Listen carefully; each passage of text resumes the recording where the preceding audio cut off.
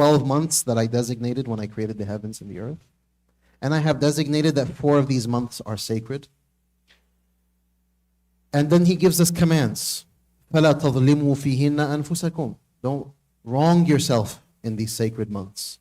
Do not wrong yourselves. What does that mean? What does it mean that Allah subhanahu wa ta'ala cares about a month and He's designating it as a sacred month? And then He's giving us guidance and commands, hey, don't wrong yourself in these months. And then yesterday I mentioned to you the dua of Sayyidina Muhammad sallallahu alaihi wasallam, where he would say, Allahumma barik lana fi Rajab. May Allah bless our Rajab. Barik our Sha'ban. May Allah bless our Sha'ban. Allahumma ballighna Ramadan, and bring us and deliver us to Ramadan. Allahumma ameen ya Rabbil Alameen. Okay, just off of that, and I won't reflect more. Sacred month mentioned by Allah. Prophet ﷺ makes dua for this month, correct? Our collective, years as Muslimin here, just present in this room, in all honesty, do any of us really care about the month of Rajab? Don't answer the question, but in all honesty, does it even register? Does it register in any operative, meaningful way? Like Ramadan, yes. Ramadan's coming, Ramadan, we're going to fast, we're going to break our fast, we're going to pray Taraweeh, seek forgiveness, Laylatul Qadr, correct? So Ramadan factors big time. Dhul Hijjah, I think, factors a little bit, right? Because you have Hajj, and you have the first 10 days of Dhul Hijjah, you have the day of Arafah. So Dhul Hijjah, I think, factors to a partial extent. Maybe the first 10 days it factors. And then maybe one-off days here and there where the calendar means something. What's another day? Maybe Ashura factors in a little bit, like one day. Ashura. Nisf min Sha'ban for a percentage of the ummah, they're present and awake and have cognition and awareness in the middle of Sha'ban. Any other times in the year? Do you think so? The ummah? The ummah's aware? I would argue that if I ask any room of Muslims when is Isra wal Mi'raj, you'd be like, so I'm not sure. I mean, I think theoretically they love Isra wal Mi'raj, but in terms of, I'm speaking specifically in terms of like calendar, space, time, that type of spatial awareness. Okay, sure. That's an open-ended kind of thing, yes? Eid, 100%. Yeah, we're good to go. Exactly. So it's Ramadan Hajj. Yeah, I agree. That general sentiment. Can I ask you a question? Why don't we care about Rajab? If Allah says it's a sacred month, Allah, Al-Hakim Al-Alim, the all-wise, the all-knowing, He says, by the way, Rajab is a very sacred month. It's a sacred month. And the Prophet says, Allahumma barik lana fi Rajab. Ya Rab, bless our Rajab. Why is it that Allah and His Messenger care about Rajab and the Ummah doesn't really, not the whole Ummah by the way, but the majority of the Ummah today, Rajab doesn't even really factor for it? Why? What's missing? What are we missing here?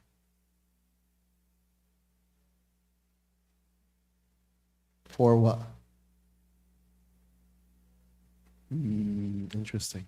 Okay, so he's saying there's no clear hadith that says to do specific acts of worship in Rajab. Okay, that's one thing.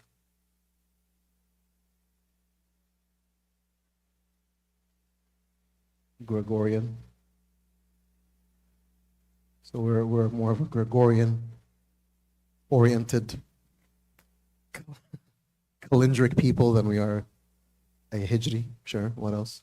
So I saw a hand back there. Yeah. What's your name, brother? But I will introduce them. Abdullah.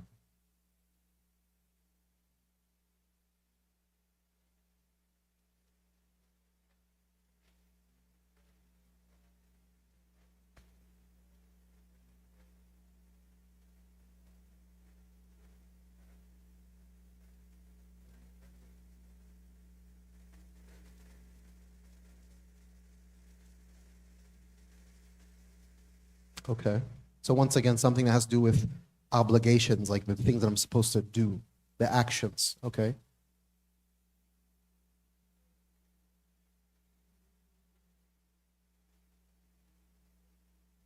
Okay. Hmm.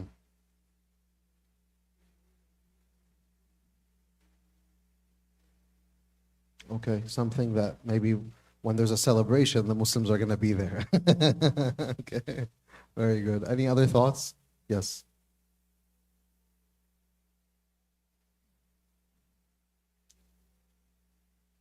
It's not a part of our literacy. Like it's not like some prevalent theme or topic or subject matter. I would agree with that. But why? So I think you guys hit on something that's very important, which is, you guys were here when I spoke about Hadith Jibreel months and months and months ago? Maybe some of you were here. When I spoke about Hadith Jibreel, what did I speak about? For those of you who were here when I spoke about Hadith Jibreel. I spoke about what? What did I speak about? What did I say in terms of Hadith Jibreel? Remind me. Who was here for my Hadith Jibreel talk? No, some of you were here. Come on. I see hands. Hajjaz, let's put it on you. What did I talk about Hadith Jibreel? What was the point of Hadith Jibreel? The dimensions. Dimensions. And what was the point? What was I saying? That what is Islam?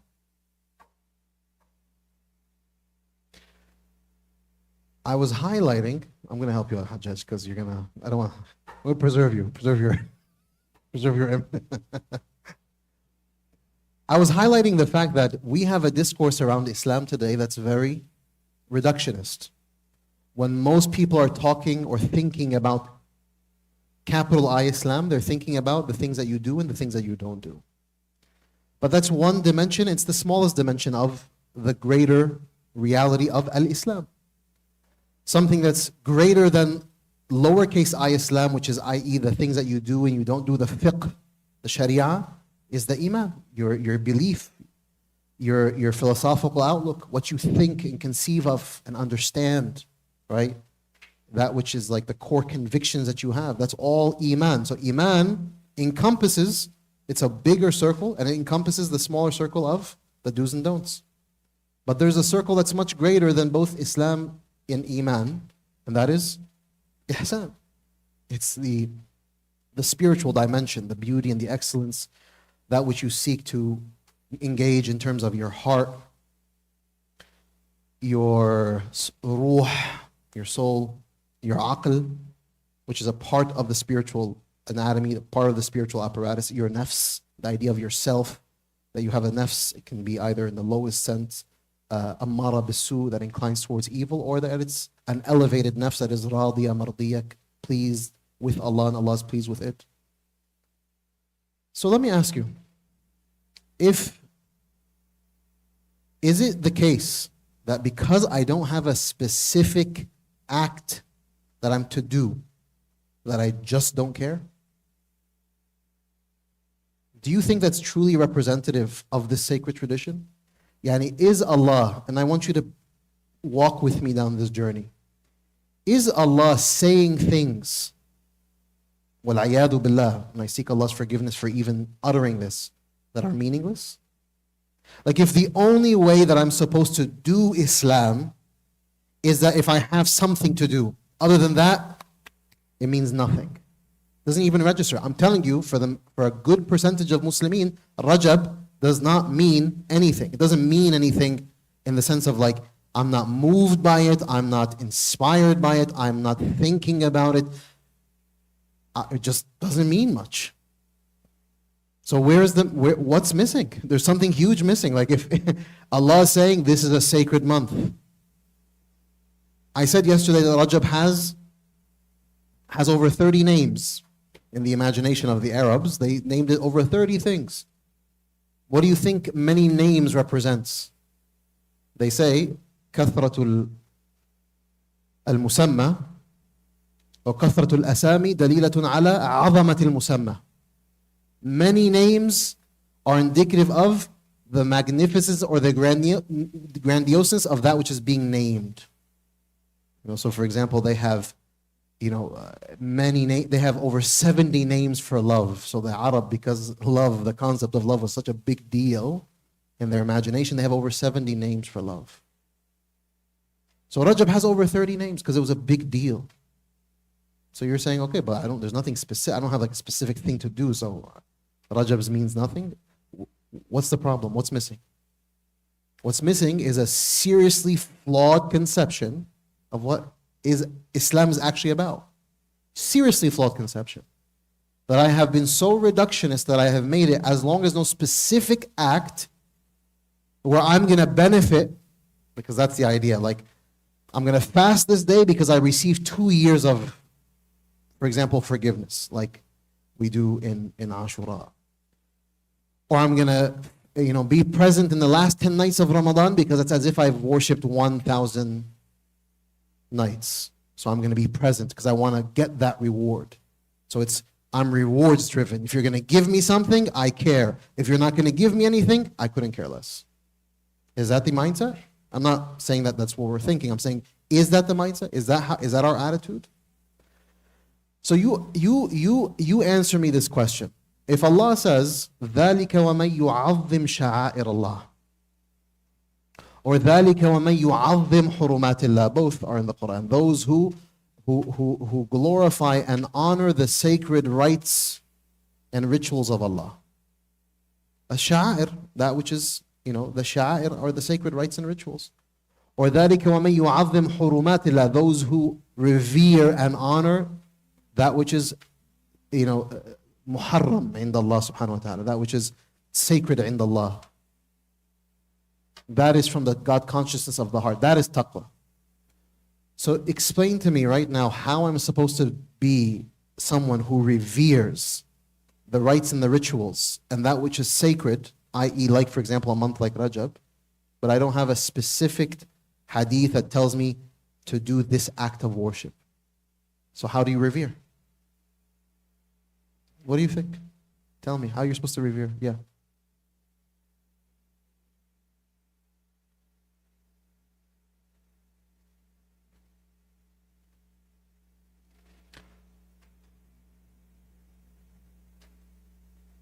Okay, so that can color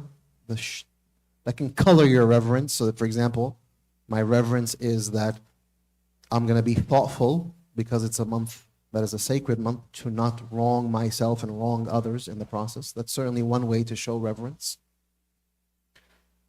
Let me ask you guys a question. If you were born and raised in the West and, Christmas time comes around and the lights come up on the trees and there's a certain type of at least when I was growing up, now the world has changed a little bit, but Christmas carols were far more prevalent. So you hear a lot of caroling. And the snow, and the idea of the snow, I don't know if you guys, mashallah, you just had some snow, I think, for the first time in a long time, but the idea of snow, so even if you're in Christmas time in California, they're even thinking of snow machines, right? To put some white. So there's white, there's Santa Claus, there's cookies, there's a lot of stuff. When you, year after year, time after time, when you are living in the orbit of that thing, you start to feel a certain way. So Christmas time comes in, a lot of people, they have nothing to do with any religiosity or practice, but they just, I like the feeling of the lights. I like to see the lights on the trees. Oh, it feels nice. So people feel a certain way. Why? Because they see some lights. There's attention given, right? There's Christmas days, there's Christmas sales. The whole culture that we grew up in is what? There's there's certain sales that are coming out, Christmas day specials, right? So there's a lot of marketing, a lot of media. Same thing, fall season comes in, everything becomes orange. Suddenly everything becomes orange. You're drinking pumpkin spice lattes. There's a certain feeling. Turkey means a lot more in November, the idea of consuming turkey. By the way, I'm not talking about, let's just put a huge disclaimer. I'm not talking about worship, practicing these things. This is not the conversation here. Can you celebrate or not celebrate? The answer is no, but just put that aside. Okay, I'm not talking about those things. That's not what I'm interested in. I'm more interested in the idea of seasons, right? that you start to have a certain type of psychological, emotional attachment to okay, Labor Day weekend. Doesn't that mean something? If you grew up in it means something. That has a certain feeling about it. Memorial Day weekend, 4th of July weekend. These things actually start to mean something. So 4th of July comes around, you're looking for the fireworks. You know? You're looking, fireworks, that's the 4th. Let's go watch the fireworks. It's beautiful. Oh, nice, man. Like the fireworks. There's a certain thing that you like to do. Come around, certain games are being watched, on certain weekends because it's Memorial Day weekend, it's 4th of July weekend, so it's a time to get together and eat certain types of foods, correct? In the absence of anything divine, you see in the modern culture, in the modern secular culture, there's a lot of reverence for things. Like I was on the plane coming here on Friday morning. The lady sitting next to me, like across the aisle, she was very polite. She saw me holding my infant, and she was like, I can help you hold him if you need to at any point. I know how hard it is to fly. I was like, thank you so much. Anyway, so we started small talking, and I was like, where? She's like, I'm going to Atlanta because there's a big game on Monday. I was like, what's that? Of course, unfortunately, I'm so oblivious, I have no idea. There's like the college championships, apparently, according to this lady. This is her riwaya, by the way. This is not this is what she's telling me. And it's Notre Dame and Ohio State, and 100,000 people are going to be descending upon Atlanta. Now, in my mind, I'm like, when am I leaving? Just want to make sure I don't get caught up in the airport. That's what I care about. But anyway, so she's like, and I'm a Notre Dame alum.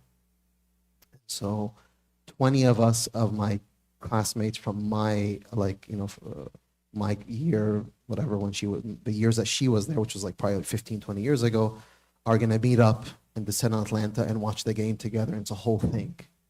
She's staying there from Friday. She's arriving Friday morning. She's staying in Atlanta until Wednesday because of the celebration of the college finals, Notre Dame and whatever. And it struck me, I was like, subhanAllah, like, look at her commitment to this thing. And she's like, it's such a big deal for me. Notre Dame's playing, it's a huge event. Someone invited me to the Copa semifinals, or one of the last further games. It was Argentina versus Canada. And I went. And it's likely the last time I go again. Because it was just way too much alcohol, and then it was, I was more interested in the people than I was the game person, so I'm watching the people. Do you know how many times when Messi got up, they do this thing where they start physically prostrating to him? They look at Messi, and you watch, there's thousands of people across the stadium, and they're literally bowing down to him. I'm like, look at the reverence, and everyone's wearing the same colors, right?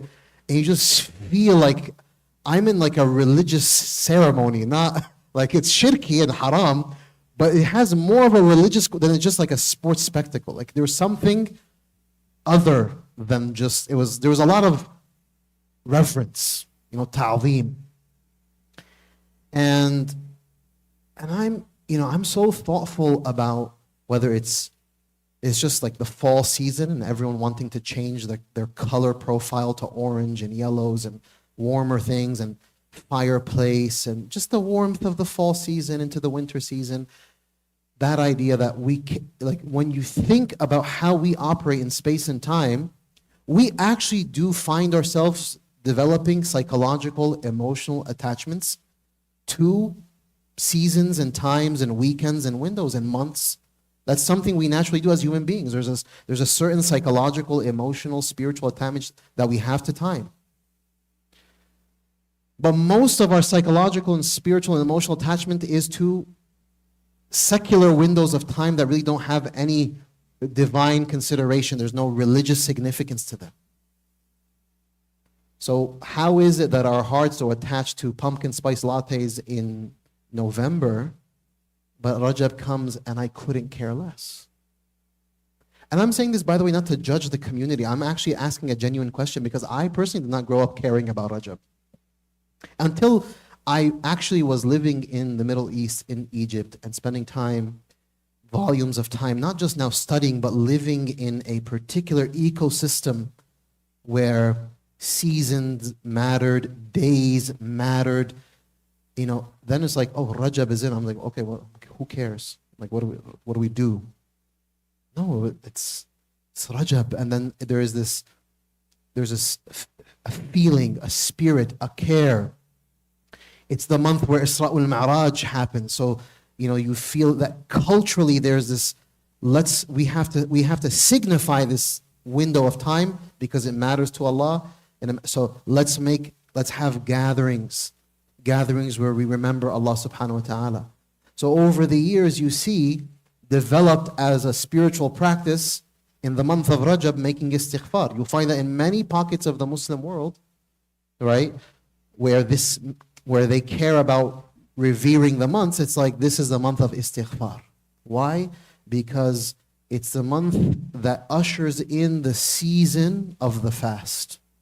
So if you will, like Rajab, let's say Dhul Hijjah, Dhul Qa'dah, and Muharram are the season of the Hajj. That you have these 3 months where the season of the fast, Rajab, Sha'ban, Ramadan. And the Prophet ﷺ would fast specifically in the month of Ramadan, no doubt, but he would also fast in the month of Sha'ban extensively. And he would say that Aisha would ask him, why do you fast? He said, because this is a month that people don't care about, so I like to, show extra devotion in this month. So the Prophet ﷺ cared about representing these months and bringing them to life. Brothers and sisters, I want us to actually think communally. How are we going to ensure that we revere that which God reveres? If Allah cares about the month of Rajab in a way where He designates it as a sacred month, don't you think beyond the specific obligations to do certain acts that I should have some reverence in here and here and here? Like something should happen to my heart. Let's say I should feel a certain way when Rajab comes. I should. So we have to actually solve for that communally. This is one of my big thought projects right now. I want us to actually be a community that reveres our months, reveres that which God has revered. I don't want it to be that God tells me, hey, this is sacred, and I could not care less. There's a huge problem there. I mean, that has to be solved for. So, when you assess how reverence manifested in the Muslim world over many centuries, you'll see that it manifested in the sensorial experience. Like, you'll go to certain pockets of the Muslim world, and I want you to walk with me because this is where it gets slightly contentious around people's attitude about religion. There's a sensitivity I'm about to broach, so just brace yourself so you don't get overwhelmed. But for example, you go to Egypt during Rabi'ul Awwal. Rabi'ul Awwal is the month where the Prophet is born, correct? See, that's what I'm saying. It's sensitive. Everyone's going, oh my God, what's he going to say? He's going to talk about that. He's going to say the M word? Just relax. What happens, Mahmoud? What happens in Rabi'ul Awwal in Egypt? But stick to the gastronomic space. The gastrointestinal space. Halawiyat al-Mawlid. There's something called Halawiyat al-Mawlid. You go into any random store, they have these sweets that are for the sweets of the Mawlid. This is the month of Rabi', and it's the month of Rabi' al-Awwal. And by the way, most of the time the sweets are sold out. And it's very hard because they're great. Even those who don't celebrate the Mawlid, I'm still going to get the sweets. I mean, the sweets are great. There's certain sweets that come out that are rolled out in Rabi' al-Awwal. And the whole idea is that these are sweets that just spiritually, emotionally acknowledge in a celebratory mood that this is the month where the Prophet was born. So here's some sweets. This, unfortunately, is considered to be contentious and problematic because did they eat sweets? And we, once again, very reductionist about do's and don'ts, rather than acknowledging that it's just a simple cultural practice. It's a manifestation. We're eating sweets. Why? Because we're happy. We don't have a problem when it's, Super Bowl weekend. Everyone is eating chicken wings and everyone's eating, barbecue, and it's chips and dip, and it's just the dietary, restriction. It's a wajib, a fard, to eat that on Super Bowl weekend because that's what people eat. And it's a cultural reality that manifests that around the sacred act of watching the Super Bowl, there's Super Bowl parties and people don't even watch. People have no idea who's playing. They're just there for the lamma. We're coming together. It's a party. Like the brother said, we like to party, so we're going to party. But I want to, do you see what I'm trying to play around with here? Do you see what I'm working with? I'm working with the idea that we need to become far more spatially aware, far more reverential, and far more expressive around our seasons that matter to us. Why? Because how else am I going to be mindfully, i.e. psychologically, spiritually, emotionally connected to a time, except through my senses? That's the sensorial experience matters. So decorations matter, by the way. Decorations matter. How you beautify a space matters. Why am I beautifying my home in this month? Mom, Dad, what's going on? Is there something important? Yes, it's the month of Rajab. It's a sacred month. We're starting to introduce the season of Ramadan. So let's start, you look at those like really extra neighbors. They're like putting up Christmas decorations the day after Thanksgiving, correct? Thanksgiving ends, they're up and like already, Tom or Jim or whoever is up on, putting up, excited. Even like look in the marketplace, look in the malls. Because it's all of economic significance, when they start selling Halloween decorations and stuff, Memorial Day weekend. Why? Because it's 2 months away, but the economic engine needs to start moving. So, once one season ends, you start selling. So that why you keep people hyper focused on Halloween is coming. Did you prepare? So parties, the economic engine cares about creating spaces of reverence and your focus, and they inundate you sensorially so you don't think about anything but that. So it's like Halloween, Thanksgiving, Christmas, Easter, right? No religious couldn't care less about the religion or any religious undertones. They just care about what? Keeping you plugged in so that you're consuming and you're buying and you're decorating and you're living in that world. So, the world of the secular today, which is very much colored by, consumerism, cares a lot about seasons and for the bottom line. So, what are we as a Muslim community that we're supposed to theoretically be representing that which God reveres on earth and that which God has facilitated? That's why the Prophet ﷺ, when he came into prophecy and he was sitting, by the way, and this was during Hajjatul Wada, it was during the first of his Hajj and the only Hajj that he ever made. So this is toward the ends of his time on this earth. The Prophet ﷺ stands on the day of Arafah and he says, إِنَّ الزَّمَانَ قَدْ اسْتَدَارَ كَهَيْئَتِهِ يَوْمَ خَلَقَ اللَّهُ السَّمَاوَاتِ وَالْأَرْضِ.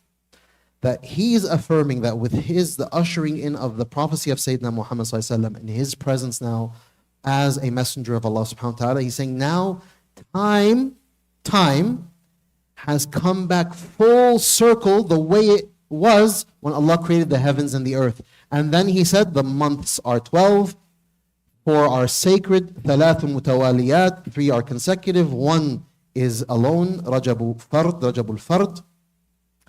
And so the Prophet ﷺ is illustrating now time has come back. So imagine as if over all those years time was scattered and time was off the months that were supposed to be revered were not, and this, that, whatever. Let's say there was a lot of jumbling. Now the Prophet ﷺ is saying, now it's perfectly back into its sacred orbit. What I want to advocate for is that our experience of time has to be one that is in perfect harmony and symbiosis with that prophetic expression. Now, he's talking to his ummah, time has come back full circle. It's 12 months. These are the months that we revere. These are this, that, whatever. And so now we have to live psychologically and emotionally in that time. And beyond specific acts that we do, in terms of obligatory acts or acts that we're going to receive a specific reward, now we're thinking about it in the realm of iman and ihsan. So I'm thinking about how do I get myself and my children to become psychologically and emotionally and spiritually attached to a particular window of time, a season of time. And when you look at any civilization, it's always been about its rituals, its practices, its dress, its cuisine, it's the sensorial experience, it's the colors. So colors matter, dress matters, cuisine matters, language and speech matters. So all of us should be far more familiar with the calendar, i.e. in terms of Rajab, and then we should populate and see what happened in Rajab? What do I know? What can I teach my children about what happened in Rajab? So I can talk about, for example, something like Al-Isra wal-Mi'raj, which happened in Rajab.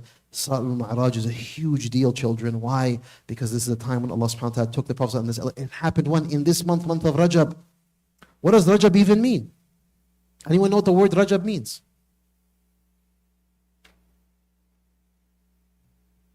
What does the word Rajab mean? What does the name Rajab mean?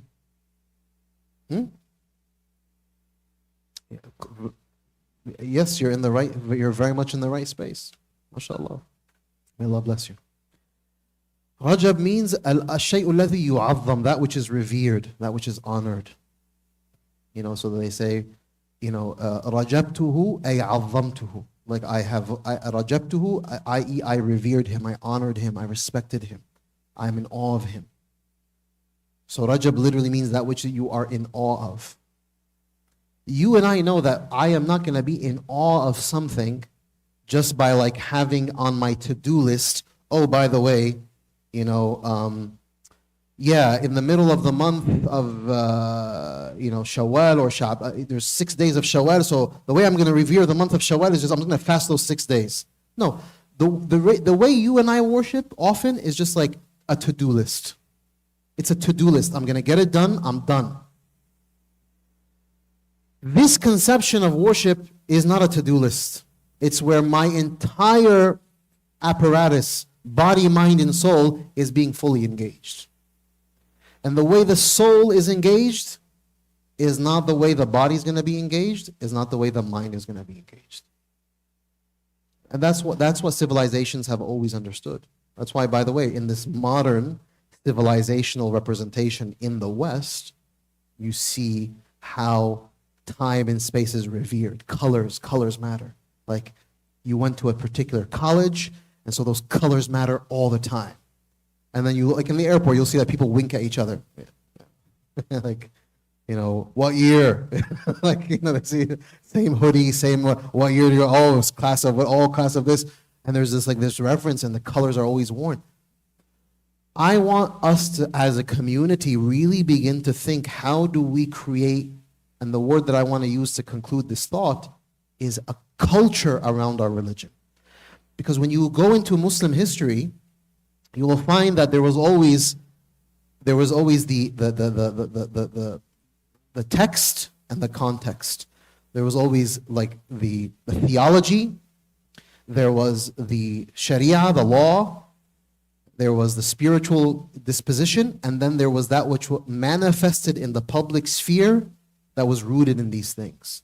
So there was a cultural imperative that was developed around our theology, around our scripture. So our Quran and our Sunnah, they produced culture.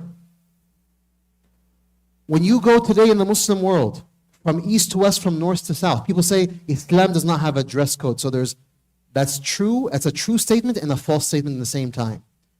Because when you'll find that there's an underlying similarity between the dress, let's just focus on men right now, and women, both. Actually, we can focus on both. They may change in terms of colors, in terms of styles, in terms of cuts, in terms of certain lengths.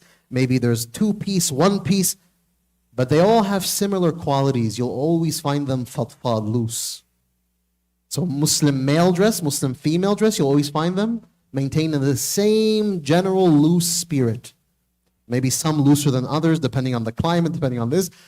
But there's a certain quality when you look at the underlying qualities that were built into the dress. So our religion also produces culture. And it produces culture, and that culture extends beyond the specifics of there's a hadith that told me to do a particular act. That's why, when it comes to, for example, the Mawlid season, and one of the thought projects that we have to engage in is, I don't think there's any Muslim on earth who would ever say in their right mind that in the Rabi'ul Awwal, I don't experience happiness at the birth of the Prophet ﷺ. That just in terms of a feeling, if your most beloved person, whoever walked on this earth, you knew that he was born in this month, are you not going to feel happy? Of course. If you're a Muslim with a sound heart, you have to experience this is the month of my Prophet's birth. Unless I have been colored with a narrative and a discourse that says, no, there's nothing special. There's no sound traditions around Rabi'ul Awwal, so we just don't even think and feel about it. No, but the Prophet was born. Even the Prophet acknowledged his own birth. He said, I fast on Mondays because this is the day that I was born in. I was born on a Monday, so I fast on Monday. So he acknowledges his birth. And Abu Lahab receives less torture on Mondays because when the Prophet was born, he was so happy. And so he freed he designated one of his servants to go and serve the Prophet ﷺ. Not as a prophet, obviously, but as a newborn child. So because of his happiness, his emotional disposition at the Prophet's birth, he receives less torment, less torture in Jahannam. So there was, from east to west, from north to south in Islamic history, there was this cultural development around, the month of Rabi'ul Awwal. This is a month where the Prophet was born. We as an ummah, we care about this month. You know what the only technical, legal difference of opinion on is whether I should designate a specific night known as the 20th of Rabi'ul Awwal to engage in a specific act of gathering people together and doing something called the celebration, i.e. Eidul Mawlid. That's the only legal consideration. Should there be a specific act of a gathering, of a milad that happens on the 12th of Rabi'ul Awwal where the community comes together? There's a legitimate difference of opinion on that particular act. But beyond that, when it comes to having sweets in Rabi'ul Awwal that becomes a part of a culture for centuries on end, that we decorate and we enjoy and we celebrate and we have a feeling of jubilation and happiness, that's just a cultural reality that is a product of a community that reveres that which is revered by Allah subhanahu wa ta'ala. So I hope that I imparted upon you an idea, a spirit, a thought project around how are we as a community going to really begin to revere that which Allah subhanahu wa ta'ala reveres. How do I make it that maybe I didn't grow up caring about Rajab, but clearly I want my children and myself to meet Allah. And when I meet Allah, I tell Him, Ya Rabbi, I have absolute reverence for everything that you have designated, that you have spoken about, that you have referenced, that you put He put a qualification, He put a sanctification. This is a sacred month. So I care deeply about the sacred. You told me not to wrong myself. I really push myself not to wrong myself. you happen to will that this was the month where Isra wal Mi'raj happened, so my heart comes to life. I really care. I want to have a Mi'raj like Sayyidina Muhammad Sallallahu Alaihi Wasallam. So in this month, I spoke about the Mi'raj, I taught about the Mi'raj. You know, the teachers and the ulama and the scholars over the centuries, they developed a spirit of seeking your forgiveness in this month in a way that was like, let's prepare our hearts for Ramadan. So they say, for example, the month of Rajab is a month of istighfar, seek Allah's forgiveness, because you have to till the soil, because the heart has become hardened, so now you have to till the soil, so you want, because you want it to be fertile soil. Then you come in the month of Sha'ban, and then the month of Sha'ban, there's this, we can talk a lot about the month of Sha'ban and the Prophet's relationship to the month of Sha'ban and specific acts. So they say like the month of Sha'ban has a lot of Muhammadan qualities about it. So there's a lot of salawat that happens in the month of Sha'ban, saying Allahumma salli ala Sayyidina Muhammad. And then the month of Ramadan is when you now reap the fruits. And so you've tilled the soil, you planted the seeds. Ramadan comes and you start to reap all the fruits because you lived in a seasonal reality. Rajab, Sha'ban, Ramadan, Istighfar, Salawat, Isra, Mi'raj, half of midway point of Sha'ban, A'mal, Turfa'u, actions are lifted in the month of Sha'ban. You see, there's plenty of spiritual imagination, and then that should now come into a space of, I personally, my humble belief is that, especially as Muslims who live in the West, who are inundated with imagery and marketing and billboards and advertisements that compel us to revere space and time, but that is divorced from our sacred tradition, we have to now start to, if you will, color our spaces, our homes, our masajid, our institutions in a way that is like, Rajab has come in, Rajab matters. Let's have a special communal gathering just to welcome the month of Rajab, just to say, you know, the Prophet ﷺ, by the way, every time a new moon would come, you know, he would specifically go and he would look for the new moon as an act to usher in the new moon. And he would, when he would finally see the new crescent, the birth of the crescent, or he would witness the crescent, he would say, Allahumma ahillahu alayna bil-amni wal-iman wal-salamati wal-islam. Ya Rabbi, allow this new hilal to come upon us, and we are in a state of of security, and iman, in belief, wal-salamati, peace, wal-islam, and surrender. Rabbi wa Rabbuk Allah. And he would point at the hilal, the crescent, he would say, my Lord and your Lord is Allah. And he would do that every month, by the way. Because he lived in that spatial reality.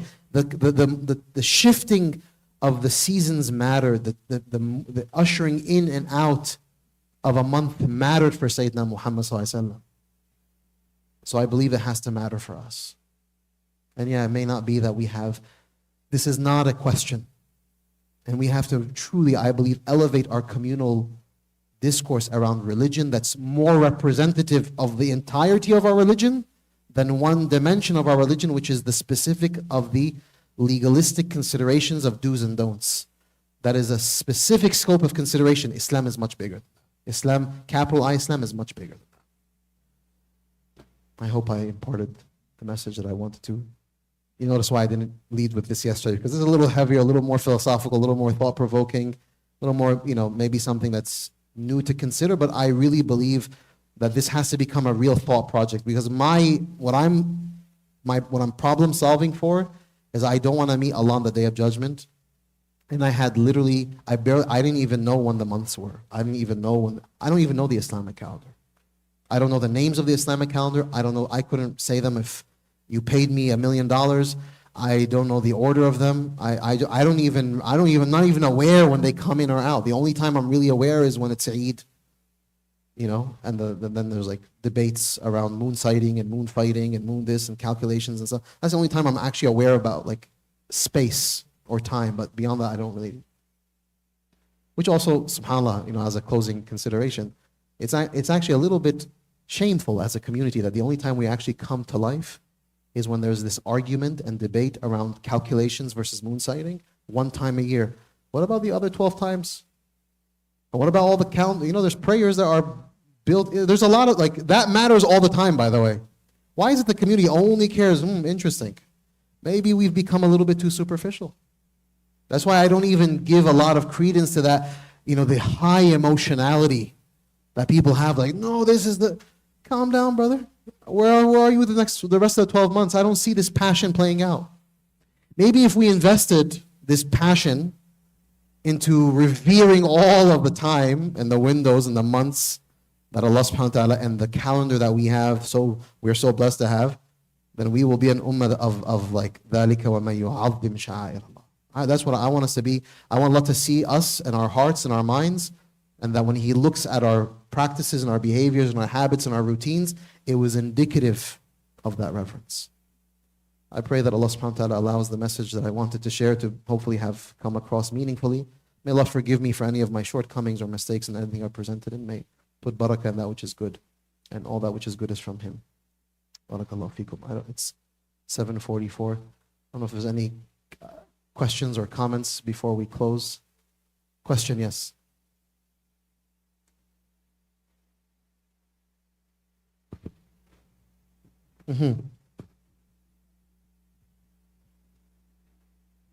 Yeah, the 15th of Sha'ban. So once again, these are one of these dates.